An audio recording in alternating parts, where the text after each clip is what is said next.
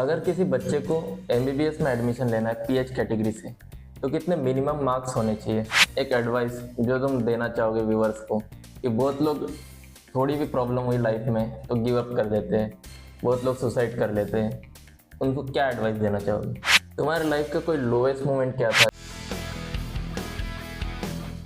Hello everyone, welcome to the third episode of unseen podcast with Nilesh. आज मेरे साथ है second year MBBS student Sarang Sudesh. ये एक मोटिवेशनल वीडियो होने वाली है, क्योंकि ये वीडियो में सारंग अपनी जर्नी बताने वाला है, कैसे बचपन से व्हील चेयर पे होने के बावजूद सारंग एमबीबीएस कर रहा है, पीएच कैटेगरी से एडमिशन कैसे लेते हैं, इसके बारे में भी सारंग पूरा प्रोसीजर बताएगा। तो ये वीडियो एंड तक जरूर देखें। हेलो सारंग, कैसा है? मैं बढ़िया हूँ। बस आपसे बात करने के लिए खुश हूँ। ठीक है। सबसे पहले तो अपने बारे में बताओ, तुम्हें कौन सी डिजीज़ है, कब से है ये डिजीज़? अम, मुझे मेरा डिसीज़ का नाम है आर्थ्रोग्राइपोसिस मल्टीप्लेक्स कंजेनिटा। ये मुझे बचपन से, जब से मैं पैदा हुआ तब से मुझे ये डिसीज़ है। So it's a congenital disease और ये हेरिडिटरी नहीं है, तो ये किसी भी पर्सन को हो सकता है जब वो पैदा हो सकता है। तो हाँ। तुम्हें कब पता चला ये डिजीज़ के बारे में? मुझे तो मेरे पेरेंट्स को पता चला शायद 1 महीने पहले। जब जब मैं पैदा होने वाला था उससे 1 महीने पहले पता चला होगा। उन्होंने इन्वेस्टिगेशन में देख लिया था।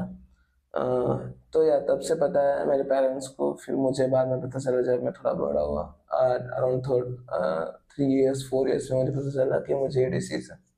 अब तुम चल नहीं सकते, इसके अलावा क्या क्या सिम्टम्स होते हैं ये डिजीज़ के? ये डिसीज़ के बेसिकली सिम्टम्स होते हैं।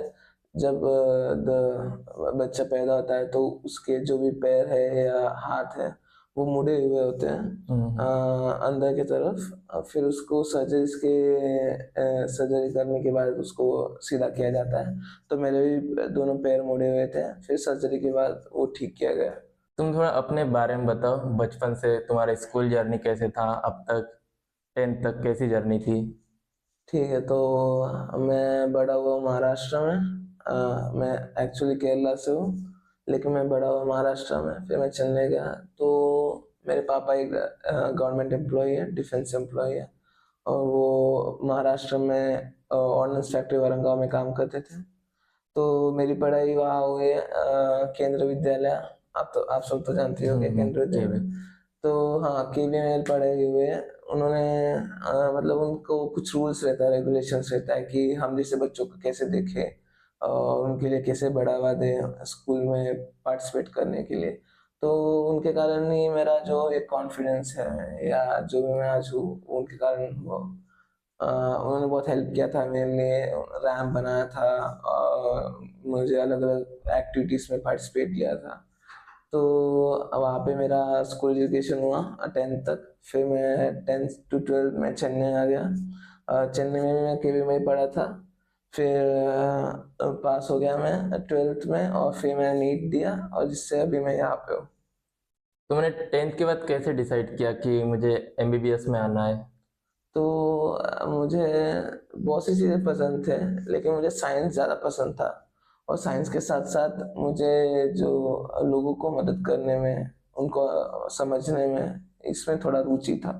तो इसलिए मैं पहले तो मैंने सोचा कि मैं कुछ रिसर्च में करूँगा, जैसे कि microbiology, biotechnology, something like that.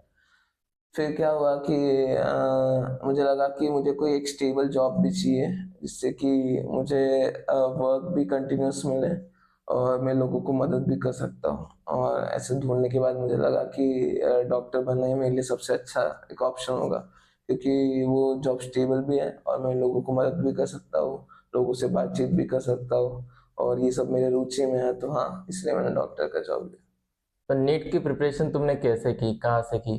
NEET की प्रिपरेशन मैंने वेदांतु से की। वेदांतु एक ऑनलाइन कोचिंग प्लेटफॉर्म है। वहाँ पे मैंने अराउंड 2 इयर्स पढ़ाई की। पढ़ाई ज़्यादा नहीं की, लेकिन हाँ, जितना भी पढ़ाई किया वहाँ से किया, वेदांतु से। ये तो तुम्हारी थी पर्सनल स्टोरी। अब आते हैं पीएच कैटेगरी के ऊपर।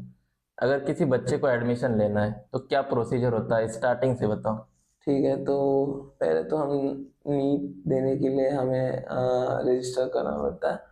तो जैसे नॉर्मल प्रोसेस होता है वैसा करना पड़ता है। सारा जो डॉक्यूमेंट्स है, एक्स्ट्रा जो पीएच वालों को लगता है वो है डिसेबिलिटी सर्टिफिकेट, जो कि ऑफिशियल होना चाहिए। ये तुम्हें कोई भी मेजर सिटीज में तुम्हारे आसपास वहाँ पे कोई ताल्लुक हॉस्पिटल होगा, वहाँ पे एक पीएमआर कैटेगरी होगा, वहाँ पे तुम्हें जाना पड़ेगा एक रिक्वायर्ड डेट पे, जहाँ तुम्हारा टेस्ट होगा।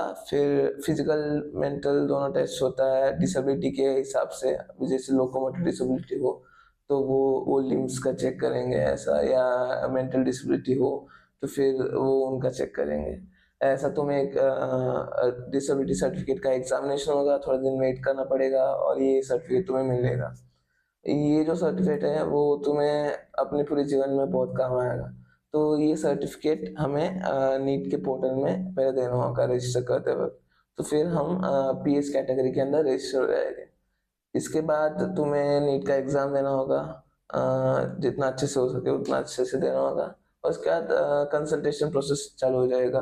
तो उसके अंदर भी हमें 2 टाइप्स के मेरिट मिल सकते हैं। एक तो कैटेगरी के हिसाब से जनरल, ओबीसी, एसटी, एसटी, और दूसरा है पीएच के हिसाब से। अब पीएच के हिसाब से तुम्हें और एक बार यही जो डिसेबिलिटी सर्टिफिकेट के लिए हमारा एग्जामिनेशन हुआ था वैसा ही करना पड़ेगा। तो तुम्हारा जो भी स्टेट है वहाँ पे जो मेन कैपिटल सिटीज होगा, इसकी केरला में त्रिवेंद्रम और मुंबई में, सॉरी महाराष्ट्र में मुंबई, ऐसा वहाँ पे जाना होगा।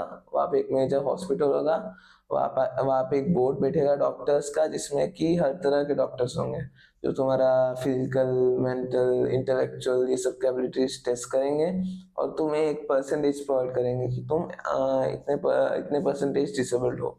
तो फिर इसी के कारण अगर तुम एलिजिबल हो गए इस सर्टिफिकेट में तो तुम आगे का प्रोसेस कर सकते हो बेसिकली। और फिर उसके बाद तुम्हें अलॉटमेंट किया जाएगा और उसमें तुम्हें छूट मिलेगा जैसे भी अलॉट हुआ है तो। बेसिकली यही है, सबसे पहले डिस्ट्रिक्ट हॉस्पिटल से सर्टिफिकेट बनाना है डिसेबिलिटी का। उसके बाद नीट के लिए रजिस्टर करना है जी आपको पीएच कैटेगरी में। जी जी जी। उसके बाद आपको एग्जाम देनी है। अगर आपने पीएच का कट ऑफ क्वालिफाई कर लिया जी तो उसके बाद आपको फिर से एक डिसेबिलिटी सर्टिफिकेट बनाना है, जी जो कि इंडिया में 12 या 13 हॉस्पिटल में ही जी बनता है। जी जी वो बनने के बाद वो आपको दे देंगे कि आपका इतना परसेंट है, आप एलिजिबल है, एलिजिबिलिटी सर्टिफिकेट एक प्रकार से। जी जी जी और उसके बाद आपको काउंसलिंग में अप्लाई करना है जी और आपके नंबर, रैंक, मार्क्स के हिसाब से आपको कॉलेज अलॉट हो जाएगा। जी जी सही। अगर किसी को एडमिशन लेना है पीएच कैटेगरी से एमबीबीएस में, तो कितना मिनिमम और मैक्सिमम परसेंटेज होना चाहिए, डिसेबिलिटी परसेंटेज? तो द रेंज है 40% से 80% तक। जो 40% है वो चालू होता है जो विजन डिसेबिलिटीज में, वो थोड़ा लोअर हो सकता है। और 80% basically upper and lower limbs या क्वाड्रिप्लीजिक वैसे डिसेबिलिटीज को मिलता है। तो शायद तुम्हें 40% हो या 80% हो, इस रेंज में आना है। उसको क्रॉस किया या उसके नीचे आ गए तो यू विल बी एलिजिबल। मेरा परसेंटेज 80% था, तो मुझे भी पहले थोड़ा डर था कि 80% में मिल सकता है या नहीं। हाँ 80% में मिल सकता है, लेकिन अगर आप 81 हो या 39 हो तो आपको एलिजिबल माना जाएगा एमबीबीएस के लिए। अगर किसी बच्चे को एमबीबीएस में एडमिशन लेना है पीएच कैटेगरी से, तो कितने मिनिमम मार्क्स होने चाहिए? ठीक है, तो हर साल एक कट ऑफ निकलता है पीएच बच्चों के लिए, जैसे कि जनरल या एससी/एसटी के लिए निकलता है। तो ये ज़्यादातर 1 डिजिट्स में होता है, जैसे कि 10 मार्क्स, 8 मार्क ऐसा। मैंने सुना है कि वो नेगेटिव में भी गया है पीएच के लिए। लेकिन आपको अगर कॉलेज ज्वाइन करना है तो आपको मिनिमम 100 से ज़्यादा मार्क्स, 110 इससे ऊपर लाना पड़ेगा। ये प्राइवेट कॉलेजेस के लिए है। आपको 200 से ऊपर मिला तो आपको एक गवर्नमेंट कॉलेज मिल सकता है। और अगर आपको कंफर्टेबली 500 से ऊपर आ रहा है तो आपको टॉप के कॉलेज जैसे कि एम्स या जो पीजी है वो सब मिल सकता है। सर, मेरे लिए तुम इंस्पिरेशनल पर्सन हो, क्योंकि मुझे सिकल सेल एनीमिया है, जिसके कारण मुझे हर 6 मंथ्स में एडमिट होना पड़ता है, कभी जॉन्डिस के कारण, बॉडी पेन के कारण। तब मैं सोचता हूँ कि क्यों मुझे इतना पेन टॉलरेट करना पड़ता है।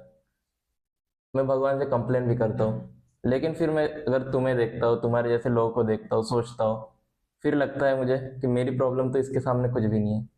इस पे तुम क्या सोचते हो, क्या तुम भी कंप्लेन करते हो कभी? हाँ, कंप्लेन तो मैं करता हूँ। जैसे मैं भी दूसरे लोग को देखता हूँ जो चल सकते हैं, जो दौड़ सकते हैं, जो भाग सकते हैं, तब मुझे भी थोड़ा-सा दुःख होता है कि क्या मैं ऐसा क्यों नहीं कर सकता हूँ। मुझे भी बाहर घूमना-गाना पसंद है, मुझे भी बाइक चलाना पसंद है, लेकिन ये सब मैं ज़्यादा नहीं कर पाता हूँ। लेकिन फिर मैं भी अपने बारे में सोचता हूँ और अपने साथियों के बारे में सोचता हूँ। मैं जैसा भी हूँ, मेरे पास अभी खाना है, पानी है, घर है, मेरे दोस्त हैं, मैं भी एक अच्छी जगह पर पहुँचा हुआ हूँ।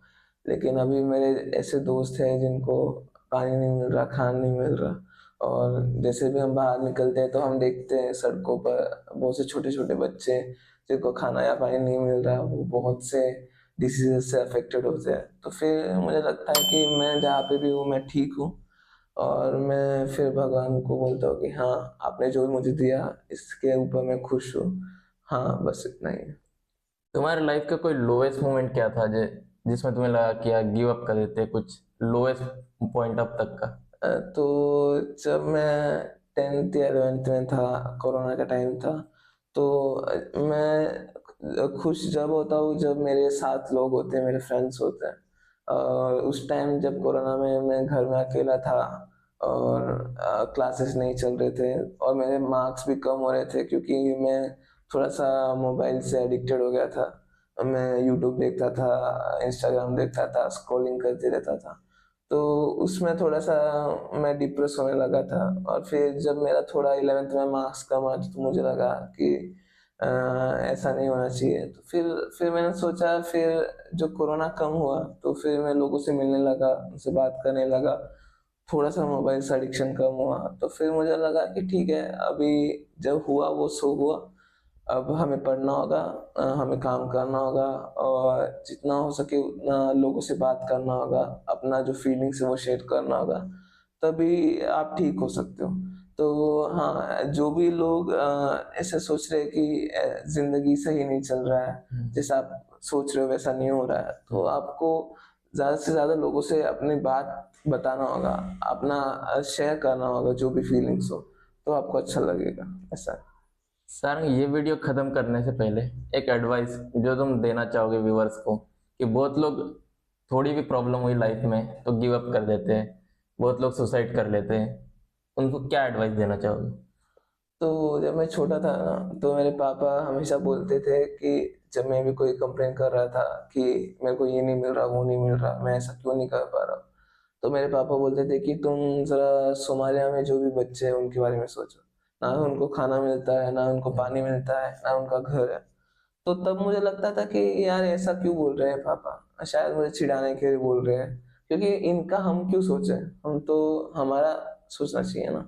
लेकिन फिर अब जब मैं बड़ा हुआ तब मुझे समझ में आया कि ये कंपेयर करना, कि ये कितना ज़रूरी है कि हम अपने आप को कंपेयर करें। हमारे पास क्या-क्या है और उन लोगों के पास क्या-क्या नहीं है। अगर हमने ये कंपेयर किया तो हमें समझ में आएगा कि हम बहुत ही एंटाइटल्ड हैं। हमारे पास बहुत सी चीज़ है।